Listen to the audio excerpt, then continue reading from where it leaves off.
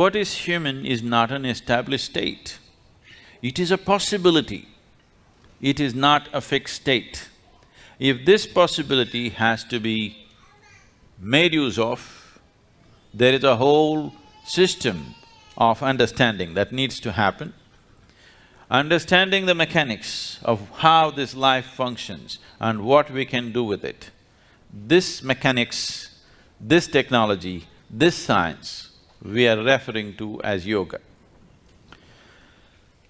I don't know what types of stuff you're doing, but my experience in United States, particularly in California, a lot of people believe yoga started in California. Yes.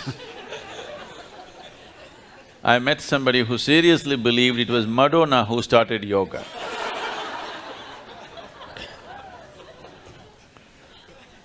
Yes.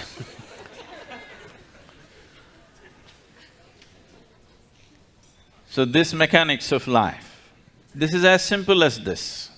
I'm sure almost all of you are carrying an instrument, some kind of electronic instrument, a phone at least.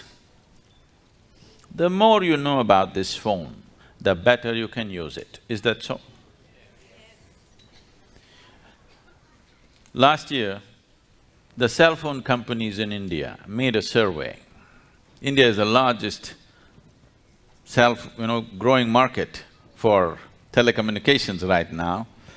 Every month we are adding about 5.5 million cell phones, okay. In a year, about 60 million cell phones are being added to the service, because everybody is having 3, 4, 5 these days. They made a survey. That's the second one, you haven't heard the first one. They made a survey and they found out that 97% of the people are using only 7% of the capabilities that are there in an ordinary phone. I'm not talking about the smartphone, I'm talking about the dumb phone. In the dumb phone, 97% of the people are using only 7% of its capabilities. So they were contemplating, if we remove 90% of the electronics, still most people will never know. And we can even give them a 500 rupee discount. They will be happy, we will be happy, Maybe they've already taken it off, we don't know. Only if you try to use all of them, all the functions, then you realize something is not working. So, in a little gadget, you're using only 7%. This is the gadget. Every damn gadget has come out of this. How much percentage do you think are you employing this gadget? Just make a guess. How much percentage? 2, 5? You're being very generous to yourself. It's well below 1%, because for your survival process, to conduct your life in the material world, you do not even need 1% of what this is. This is capable of perceiving the whole cosmos. If you prepare it properly, if you hold it, this is like an antenna. If you hold it in the right position, it can just grasp everything in the existence. It is just that we are doing all kinds of things with it, because right now, our whole perception of life is limited to the physical nature of the existence. Physical is like the peel of the fruit. It has no purpose of its own. In the sense, if you have a fruit, the moment you eat the fruit, the peel goes straight to the trash can, isn't it? The peel is only a package. Only because the fruit is valuable, package is important. Right now as you sit here, this body is very important. You have to feed this, you have to clothe this, you have to decorate this, you have to pamper this in so many ways. tomorrow morning, that's something inside which you never experienced. If that goes away, nobody wants to have any business with this. Yes? Only because the fruit is inside, this peel has become very valuable. Now, yoga means not just about twisting your body, not about standing on your head, not about holding your breath. All these things a circus artist can do better than most yogis. Really? Yes or no? You don't think so? A circus artist can do far better than most yogis in terms of twisting the body, doing this, doing that, holding different positions. That is not the purpose of yoga.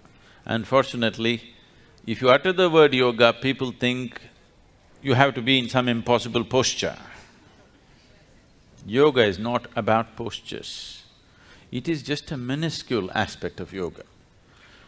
Yoga means, in your experience, everything has become one. The word yog means union. What is the union? What can unite with what? As you sit here, your idea and your sense and your experience of who you are is very strong. You're here as an individual. But what the trees are exhaling right now, you're inhaling. What you're exhaling, the trees are inhaling. Or in other words, one half of your lung is hanging up there. Yes or no? This is not just in terms of breath. Today, modern physics is proving to you that as you sit here, every subatomic particle in your body is in constant transaction with everything else in the existence. If this transaction stops, you will cease to exist. So yoga means to know it by experience. Modern science is proving to you the whole existence is just one energy. The religions of the world have been screaming for a long time that God is everywhere. Whether you say God is everywhere or you say everything is one energy, are we talking about the same reality or a different reality? God is everywhere, everything is same energy. Are we talking about the same reality or a different reality? Same reality. It is just that a scientist has never experienced this. He has arrived at it through mathematical deductions. A religious person has not experienced it. He believes it because it's written somewhere or it's said by somebody. If you are a hard case that you are not willing to settle for deductions or belief systems, then you become a yogi. Yes, if you're a very hard nut, you want to know it yourself, then you become a yogi. You want to know the union of the existence. You want to know the oneness of what it is, not believing it. Like you experience the 5 fingers of your hand, if you can experience everything around you, then we say you're in yoga.